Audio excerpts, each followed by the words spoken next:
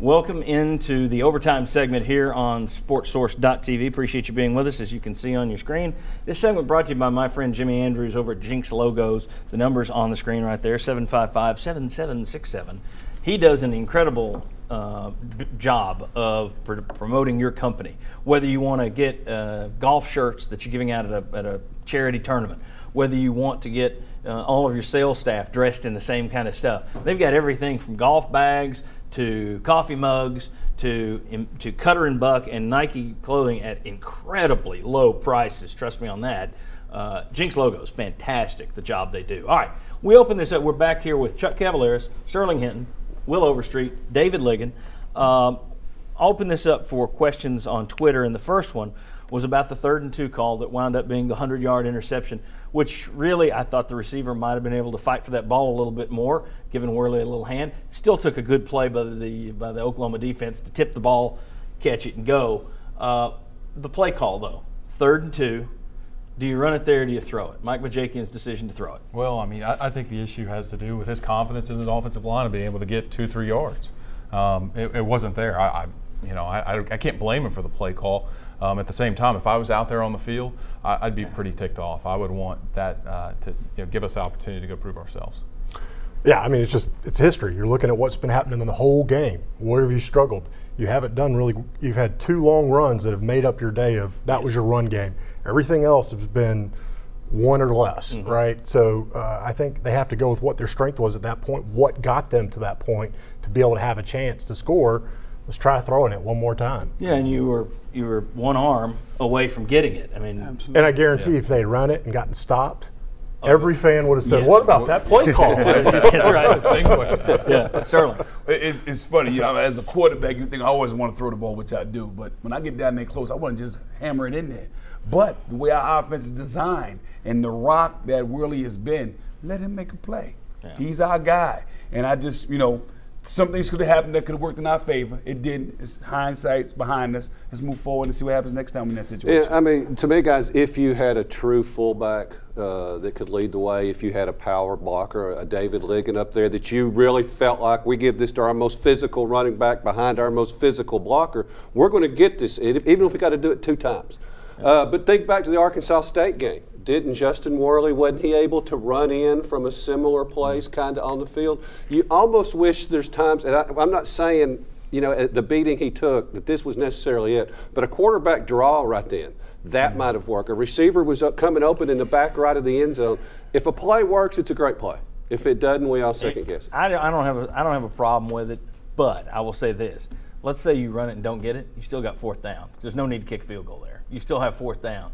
But I didn't have a problem with the play call. I mean, I rarely second guess the play calling because here's the thing: if the players execute, every play call is great. If they don't execute, they're all bad. But so it's what the players like also, what they feel comfortable with. But I will say there were a lot of jerseys in that area. And you're throwing the ball into a crowd of several jerseys. But I'm going to take up for Justin Worley.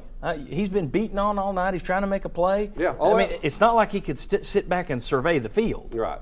Yeah, the clock in his head, whether he had pressure on him or not, is going off. Is going off. It's ringing. Yeah. All right. The next one, and this one came up. I didn't see the officials throw a lot of flags all night. They didn't get very involved. They kind of took the night off. But a lot of folks upset with holding calls that were not called. Former Vol defensive lineman, you seem to be nodding in agreement with holding calls that were not called against Oklahoma. Barnett on 2 or 3 times, I would say, the holding calls where you see the guy get physical and you see his arms and he's holding, that's not a holding call.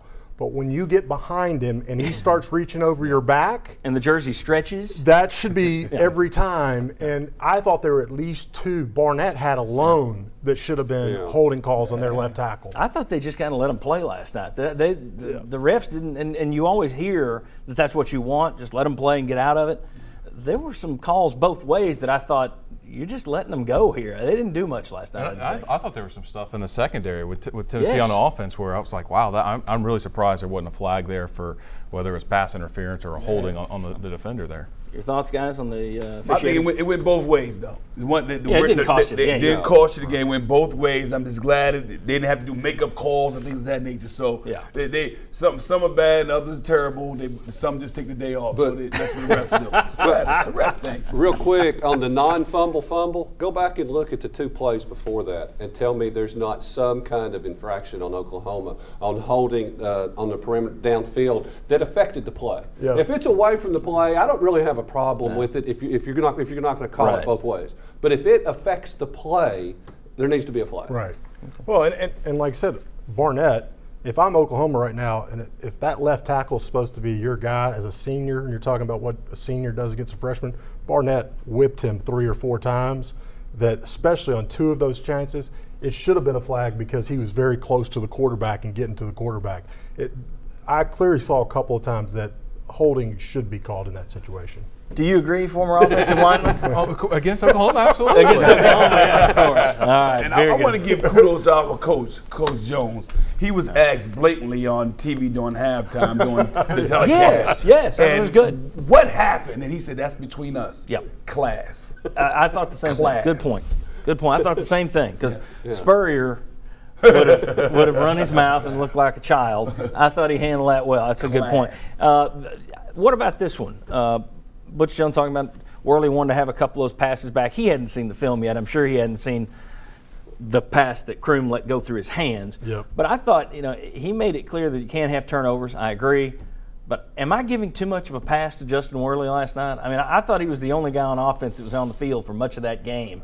I find it very hard to blame him for interceptions. I know there was a time or two where he should have picked up that blitz. Yeah. Yep, but again, when you're looking through this side of your helmet, Right.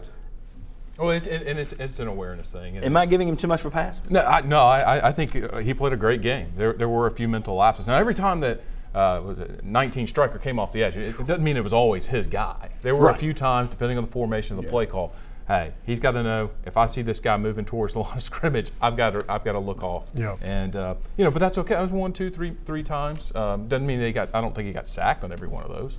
Did you Well, say he I've been was only sacked 5 times? Yeah, I know. I was shocked when I saw that number because I would have thought it was at least 7 or 8. I'm going to go back and look at the number of hits. One had an offsides that was another sack, Yeah. and one was a face mask that was a sack. So that was 7 sacks. See, 2 got called by. Well, you had flag the penalty. Tennessee on the touchdown drive. You had it on 3rd down, which actually they had a penalty that kept that going when he was getting hit again. I guarantee you, he had to be hit 20 times. Had to. Out of 44 passes, if you're getting hit half the times you drop back, that's not a good way to play. It's football not a game. pass. I mean, he did what he did. He's the only reason you didn't get beat 50-0. Yeah, him in the defense. But Yeah, on yeah. offense, he's the only reason. Yeah. Y'all agree with that? I agree. I Okay. agree. Yeah. All right. I didn't want to sound like a carrying water for Justin Worley, but I thought after that yesterday he deserved it. Matter of fact, he did a spit bucket and somebody over there to cut his eyes. I mean, he looked like Yeah. a boxer that could barely. Smelling salts. Yeah. At the end of the game, he looked like Rocky. It made me wonder about the concussion protocol because he very well could have had a concussion on that one play when the back of his helmet hit the turf. Chris Fowler kept bringing that up. By the way, just one last note, and we got to end this thing. Anybody that goes on about the ESPN hates the Vols and Chris Fowler and Kurt Herbstreit hate the Vols, they mentioned so many times the direction of Tennessee's program, and they kept pointing out how many freshmen were Yes. out there. They were trying to tell America that this Tennessee played well. I thought they defended Tennessee and did a nice, fair job.